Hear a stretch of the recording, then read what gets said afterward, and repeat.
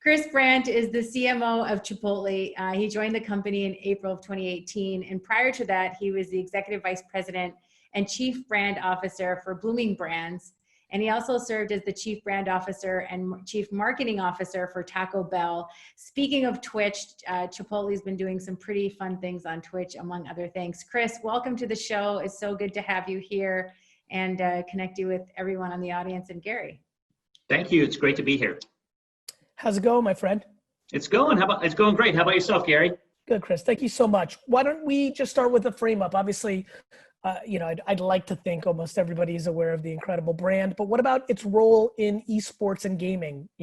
How are you and the organization thinking about that? Yeah, I think, when we came in 2018, the goal of this brand was to make it more visible, more relevant, and more loved. And, I happened to have a couple of teenage boys at the time, and I saw them, really from about the end of 2017 into 2018, they and all their friends were just playing Fortnite. And so I think Fortnite was at that time single-handedly lowering the GPAs of every young male in the country. And I'm like, I want to get a piece of this. And so when I came in 2018, I think part of the goal was, hey, I want to be in gaming, but we want to be in gaming like an endemic sponsor. We want to feel like we're a part of this community and that we understand this community. And so a friend of mine actually worked for a team called TSM. And, one of our biggest rules, and one of my just personal rules of any influencer you get, is they are legitimate fans of the brand. And he had a team called Team Solo Mid, TSM. They were 3 of the top 15 streamers in Fortnite at the time, and they absolutely loved Chipotle. They were eating it a couple times a week already. So it was sort of the perfect segue. Yeah. We ended up being a TSM Fortnite house sponsor. And, we've kind of continued to build things. We kind of add little things all the time. Now we're with 100 Thieves, which is another kind of they're a gaming team and also a lifestyle company, and that really fit Chipotle well. So, and we have the Chipotle Challenger Series, which is a virtual series where we give fans a chance to play with celebrities and some of their gaming heroes. So we're just kind of adding on. But the number one principle is we want to feel a part of this community and not just a sponsor coming in, and paying a bunch of money for things that don't really slapping your sense. yeah. Slapping a sponsorship name. That's not what we want to do. Understood. Maha? One of the things that I would love the audience to hear about is you talked about being relevant with the Gen Z audience, and Tony Hawk, who, was supposed to be, part of skateboarding, is supposed to be big with the Olympics. And you really created a whole experience for your consumers around skateboarding and the brand in terms of the burrito. Tell everyone about that whole activation and brand partnership, because I saw it go live and it was just phenomenal to watch. Yeah, that just happened a few weeks ago. And Tony Hawk's been a longtime friend of Chipotle. I think he's had one of our celebrity cards, which are pretty tough to get, since like 2013. So when we found out that he was launching Pro Skater 2 was coming out, and we're like, well, hey, how do we do this kind of, bridging the sports? Because I think e-gaming and skateboarding are very similar in their approach, where people are certainly competitive with each other, but they want to lift up the entire kind of sport in and of itself. And just because I do well doesn't mean you have to do poorly, right? It's like we're elevating the sport. And so it was such a nice blend of two cultures, which I think are pretty similar. And so we approached Tony and we worked with the guys at Pro Skater, and we actually put Tony's Chipotle order up digitally so you could eat the exact same burrito that Tony did. And it all worked out great. And he did a live stream with a couple of other guys, and it was perfect. It's just the kind of stuff that you want to do that feels really personal. It feels really special, and just doesn't feel very commercial, which is Chris, let's focus on that. Just knowing there's a lot of marketers that are going to watch this, you've kind of really hit the tone in the first couple minutes here around authenticity, and you talk about skateboarding and esports similarities, which you're right, which is if you come into these kind of very progressive, emerging or anti-establishment DNA-driven areas as a brand, you have to tread lightly, which is AKA, unless you come real, you're going to get smoked out. Yeah. How do you, so now Easy to say for you and I on a stream like this, very difficult to navigate as a CMO where, you know, it's a big company, you have a boss, it's publicly, like I have a lot of, you know, for me, it's easy. I don't have a board, it's a private company. And if I screw up, you know, I have to look myself in the mirror and say, you screwed up. Whereas for you, and all the other CMOs and senior marketers watching, you know, there's other variables there where you're not fully in control for the makeup. Like you may get caught up in the news cycle. How do you think thoughtfully through progressive areas and how to enter both sides of the equation? One, to hit it with the consumers, but also not to be too risky where, let's call a spade. You're putting your own families at risk. You don't want to get fired as being the person that took too big of a risk. And we've seen that from progressive brands over the last 20 years where I've seen individuals have great runs by doing progressive work, champion, and then one slight tweak the other direction, and they get caught up in the wrong news cycle, which makes a lot of brands. This is why brands are coming in vanilla. For everybody who's watching who's not on the brand side, because I know we have a huge mix in the show, the reason a lot of times brands come a little bit soft or not cool enough or what have you is you want to mitigate risk. Otherwise, you can get caught up. I think it's an interesting juxtaposition, Chris. Yeah, it is.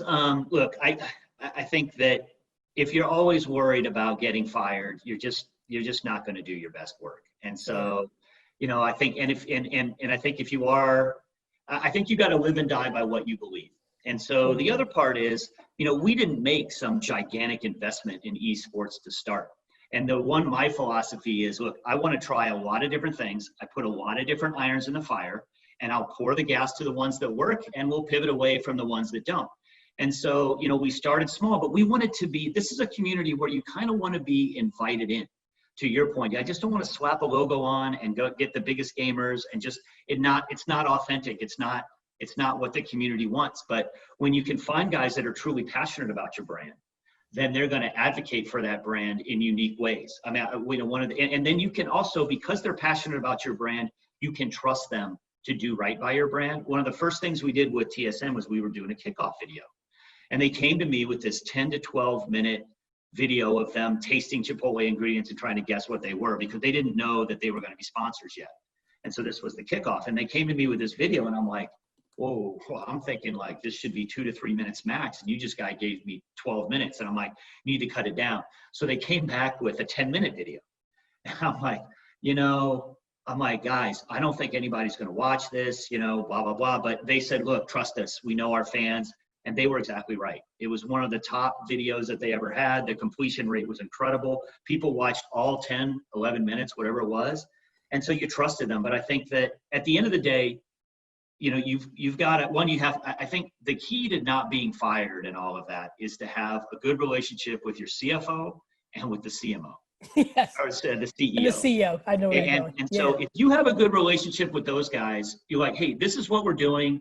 Not all of this stuff is going to work, but we have enough things that could work that we could pivot to. And, you know, I'm fortunate, you know, between Brian and Jack, they're great guys and they kind of get it. And so, look, I wasn't staking my entire marketing budget on e-gaming working. And that's not the way to approach those kind of new things. Right. So it was relatively easy. It wasn't a lot of money. And, you know, we've proven success. So the money ramps up, you know, as you go. But I think that you've got to establish a good rapport with them. You have to tell them what your philosophy is. And look, I had a leg up because I'd worked with Brian Nichol, who was our CEO before. He brought me into this job even before he started the job. Sure. So that's just to your point. Full disclosure. Yeah. To your point, when you've got that kind of relationship graph, it allows you to have more comfort than the unknown. I think so. There is no question about that. Yeah, no question. Maha, question from you? I was going to ask you just in general, like, how are you cascading what you're doing online and offline? Cascading to like how you're working with like esports and making sure that your relationships with your consumers online through your Twitch activations or thing into the in-stores to ordering online, like online to offline, like are you seeing, you know, a strategy where you're getting benefits from, you know, customers that are in the store? Do you feel like, talk to me a little bit about how you're making sure the online world is connecting to the offline? Well, one is, look, digital sales have become increasingly important. And so COVID changed the digital equation in a huge way. I think we probably accelerate our digital business by 3 years just with COVID-19. that fortunately though, I think even before that, we had doubled our growth in digital in 2019. And so, digital was where the action was in the restaurant business even before COVID. It certainly has accelerated things, but we were driving a ton of growth there. So all the investments we made in 2018 and 2019 in the digital really paid off now. And so, but I think the biggest part for us was, regardless of all digital versus, in restaurant, whatever, we were just trying to be more relevant in culture. And there were few things more relevant in culture for a lot of young men than gaming.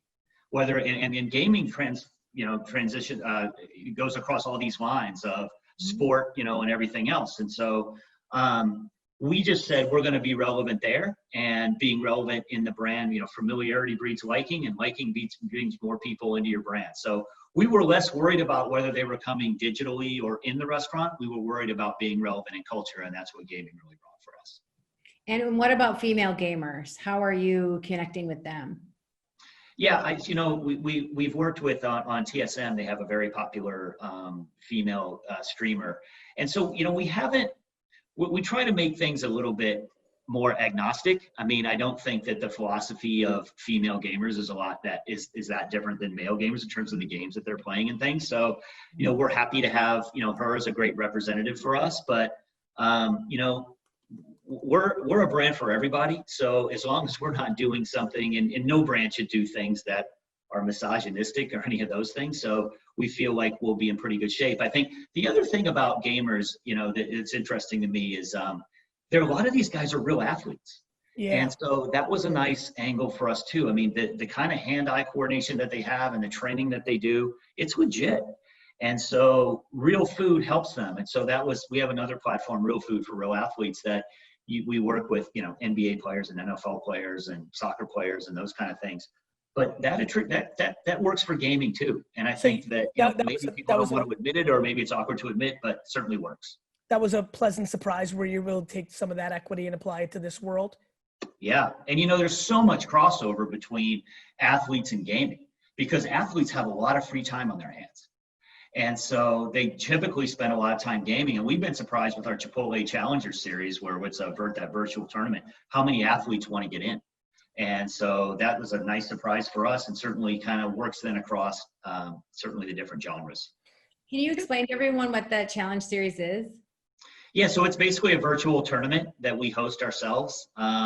We started out in doing it in 2019 at physical locations at DreamHack events. This year we set out, even as the end of last year, we said, hey, let's make it virtual so we can bring more people in. Then COVID hit, so we accelerated things a little bit more, but we have another one coming up here in September where Fortnite will be the game. So there will be 1,000 teams in the qualifiers. There's 2 qualifiers, and then there's a final. And the winning team will win, $50,000 in burritos for a year. I think the burritos for a year seems to be more valuable. As you were talking with the previous guest, Gary, more pride. There's more pride in winning burritos for a year. Of course, it's fun to say. Money, and that's great too.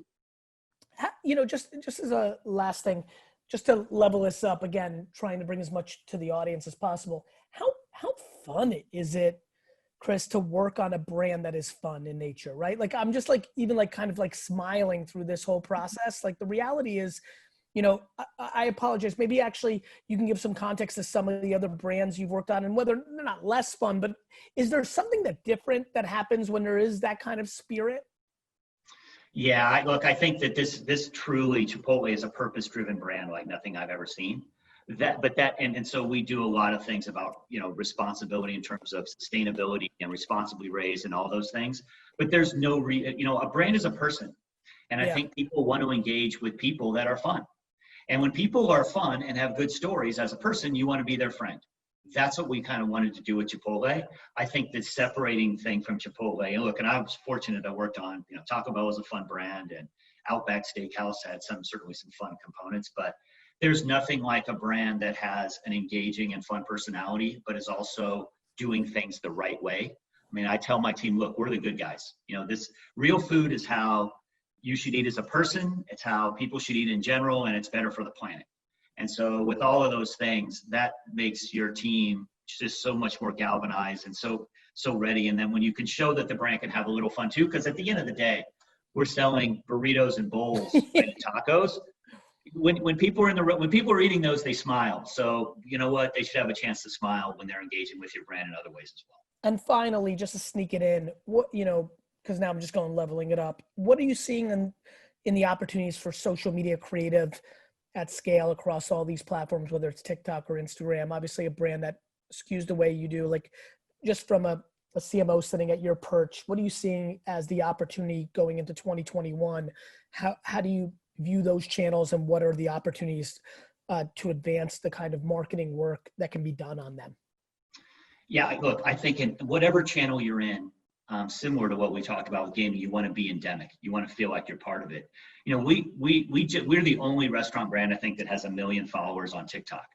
But I'll tell you the TikTok story. We had talked about getting onto TikTok because half of our consumers are Gen Z or millennial. So we're like, hey, this is going in culture, but we didn't have the right thing. So we had talked to them about like at the end of probably 2018, but we just didn't have the right thing. And then one of our employees sent us this thing where he could flip the lid on without using his hands. We called it the lid flip, and we saw that when we posted it on Instagram, it got like 1 million people hit, and we're like, man, this could be our TikTok. Yeah. And so then we were on TikTok, and the team has done an outstanding job of understanding that channel. And so we feel like we're really endemic to that channel. So whether it's Instagram or whether it's Facebook or whether it's TikTok, you have to have different creative for those places. And when you do, and when you resonate there, and it's something like they would see from a person, not just a brand, then that's when you really know you're part of the community. And that's why, social media is going to continue to be a huge thing. It's a controversial subject in a lot of things, but people aren't going away. And they love it. That's how they interact. Makes sense. Humans like to blame platforms for their own actions. So that's why it's controversial. I think we'll get into a much more thoughtful conversation about that over the next decade. I respect where people come from, but we have to understand these pipes are empty. These are empty pipes. So anyway, right. Chris, thank you so much.